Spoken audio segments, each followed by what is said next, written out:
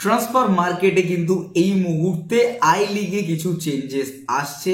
ডেম্পোতে কিন্তু দুই বিদেশি একসাথে সাইন করেছে, একজন বাংলাদেশের বসুন্ধরা কিংস অস্কারের সময়ের বিদেশি, অন্যদিকে কিন্তু রয়েছেন আমাদের খুব চেনা বিদেশি জুয়ান মেরা, তিনিও কিন্তু সাইন করছেন বা সাইন করে ফেলেছেন, অল ডিল ডান হয়ে গেছে এটা বললেই বেস্ট হয়। আমরা যদি দেখি এই মুহূর্তে আই লিগের প্রত্যেকটা ম্যাচ থেকে হয়তো আমরা অনেক দূরে আছি এবং মেন স্ট্রিম মিডিয়া বেশি প্রমোট করছে যেখানে আইএসএলটাকে, সেখানে কিন্তু আই লিগ দেখাই হয় না।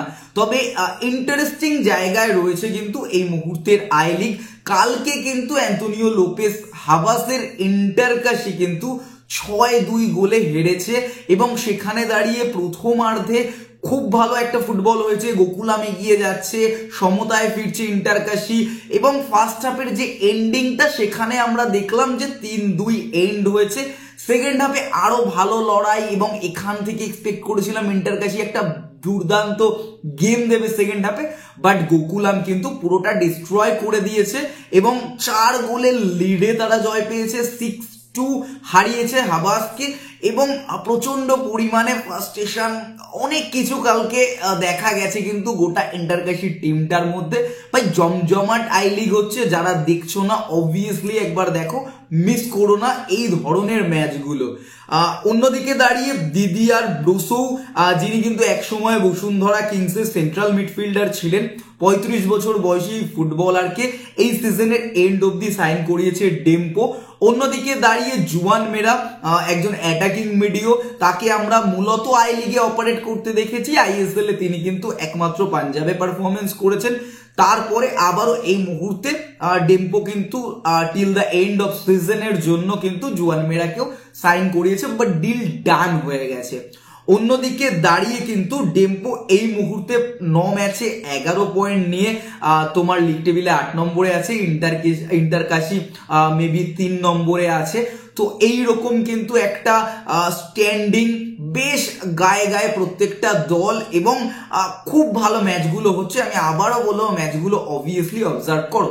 অন্যদিকে দাঁড়িয়ে অস্কার ব্রুজন কিন্তু জানিয়েছেন যে এই মুহূর্তে ইস্ট বেঙ্গল যেখানে আছে সেই জায়গায় থাকতো না, কারণ তিনি জানিয়েছেন চ্যাম্পিয়নশিপের জন্য পুরোপুরি ভারতীয় স্কোয়াডটা যথেষ্ট স্ট্রং, বাট গুড বিদেশি বা গুড ফরেনার কিন্তু চেয়েছেন বারবার ম্যানেজমেন্টের কাছে তিনি, যেটা কোথাও গিয়ে চোটের পরে এক বিদেশি এসছে, সেলিস ভালো পারফরমেন্স করছে, বাট কোথাও গিয়ে দিমির ফার্স্ট্রেটেড ফুটবল বা কোথাও গিয়ে প্রত্যেক ম্যাচে যেভাবে তিনি হীনমন্যতায় ভুগছেন এবং ক্লেটন দুর্দান্ত পারফরমেন্স করলেও অনেক বেটার কিছু এক্সপেক্ট করেন অস্কার ব্রুজন, যেভাবে এই টিমটাকে দিয়ে ম্যাচ বার করে নিয়ে যাচ্ছেন তিনি বা গোটা টিমটাকে যেভাবে ফিট করেছেন।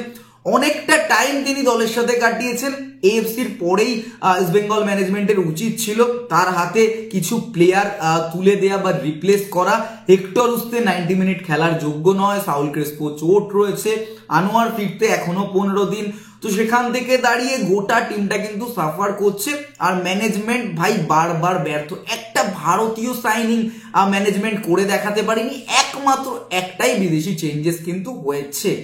এরপরে অস্কার ব্রুজন বলেছেন ইস্ট বেঙ্গল এই সিজনে লিগ টেবিলের শেষ করবে না, যা হাতে ম্যাচ আছে হয়তো সুপার 6 হবে না, বাট 7-8 পজিশনে ইস্ট বেঙ্গল শেষ করতে পারে, এরকম একটা লড়াই তার টিম নিয়ে সে করে দেখাবে। তো এই ছিল আপাতত আপডেট, ছোট্ট একটা আপডেট। তো ভিডিওটা ভালো লাগলে অবশ্যই লাইক করো, শেয়ার করে দিও, তোমাদের মন্তব্যটা কমেন্ট বক্সে কমেন্ট করে জানিও। দেখা হচ্ছে আগামী ভিডিওতে।